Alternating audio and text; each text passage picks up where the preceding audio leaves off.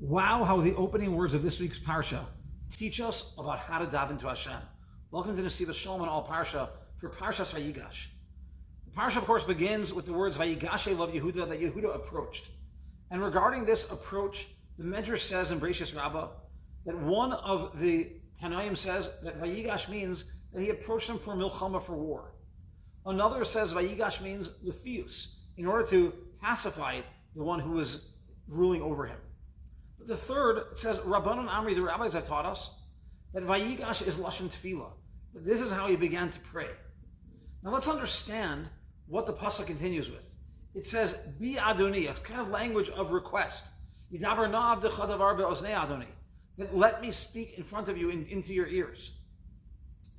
The Maggid of Mezrich, the Rebbe explains, says that when the pasuk, when the Gemara in Brachos, in the 5th parak, says that we're not allowed to be mispalo in a moment mispalo elamitoch kovid rosh.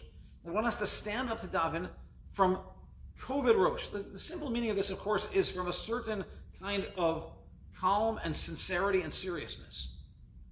But the Rebbe explains, the Maggid explains, that what does it mean that you have to daven mikovid rosh?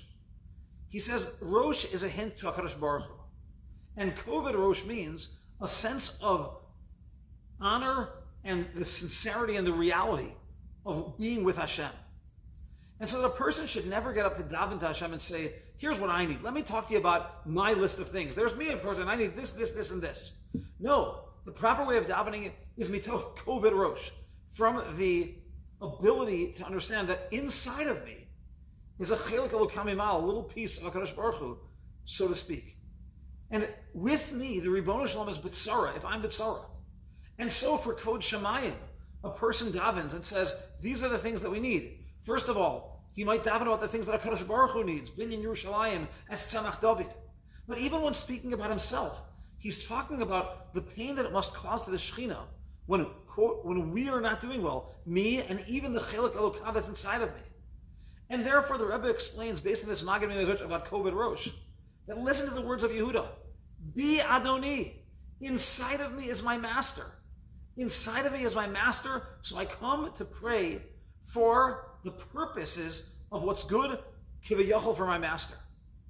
This reminds me of an explanation offered by Rabbi Matisyahu Solomon, who was once asked, how is it that if we have to daven for all that we need on Rosh Hashanah, and there'll be this great judgment, we don't find that we ask for any things that we need? We're just sitting there and we're praising HaKadosh Baruch Hu, we're being mamlech Him, we coronate Him. So what's going on there?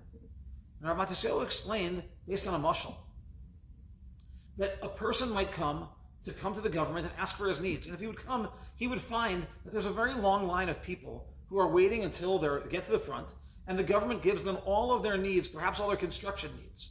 And as they're standing there, another guy is rushed all the way to the front.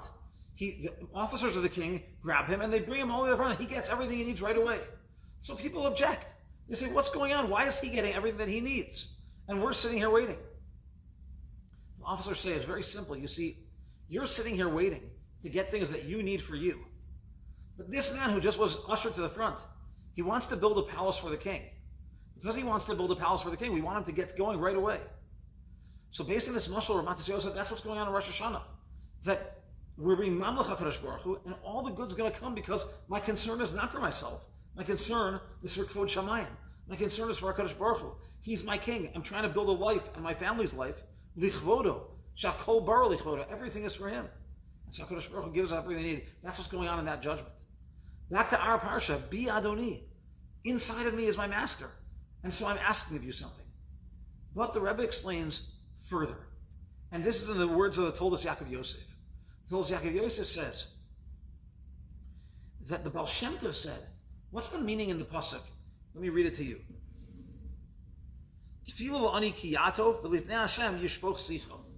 The pasuk says that the poor one has a tefillah as he wraps himself, and it says in front of Hashem he will be shoifech his siach. He'll give over his words. He'll pour out his discussion, his words. So what's the pshat here? The Baal Shem Tov said that the concept is as follows: that the ani who can be compared to a group of people, the king offers them all the opportunity to speak to him. And what does each one ask for? This one asks for his honor. This one asks for something else. They come to the third one, and he asks for the opportunity to speak to the king 3 times a day. The king is so overwhelmed that somebody desires and understands that the thing that's most valuable is a shaykhus to the king. And so he brings this man close to him and gives him everything that he needs. So the Baal Shem Tov said, Tefilah ani kiyatov. What is the tefillah of the ani? When he wraps himself. Lifnei Hashem yishboch sicha. His tefillah is that let me always be able to pray in front of Hashem. And so now we can understand Yehuda's hint to what proper tefillah is. Vayigash elav Yehuda. Yehuda came forward in tefillah. And he said, Bi Adoni, inside of me is my master. And I yearn for the needs of my master, even my own needs, since they reflect on my master and when he's with me in Gullus. Listen to the continuation of the words of Yehuda. Yedaber na avdecha davar ba'oznei Adoni. What do I want from HaKadosh Baruch Hu? I want to be able to continue to speak to you. That's the biggest thing we can ask for. The greatest thing we could ever ask for is a shaykhus to HaKadosh Baruch Hu. Many of us certainly know that Nachash, at the beginning of time, was punished with a tremendous punishment, that he would be flattened to the ground and he would always eat dirt. But the kasha has been asked, why is that a punishment? The dirt is always available, and then he's not going to be hungry. The answer is, before we think that we want to have dirt and never be hungry, he also never has to turn to HaKadosh Baruch Hu and ask for anything because he always has dirt.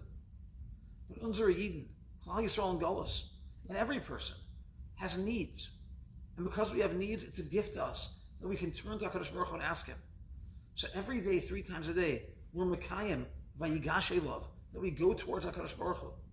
And we can say to him, Bi Adoni, inside of me is you, and together we have needs. And Yedaber na avdecha davar ba'oznei Adoni. Let me always be able to speak in front of you and not make you angry, as the pasuk continues.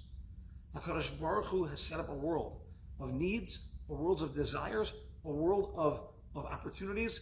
As we spoke about recently, chesronon, the missing things that we have, and all the things that HaKadosh Baruch Hu gives us to fill them. How fortunate are we that we always continue in this relationship? Let's learn the lesson from Yehuda and the language that the Torah chooses to understand how tefillah really should be about my needs reflecting Kvod Shamayim and my desire to always be close to you. Have a great Shabbos.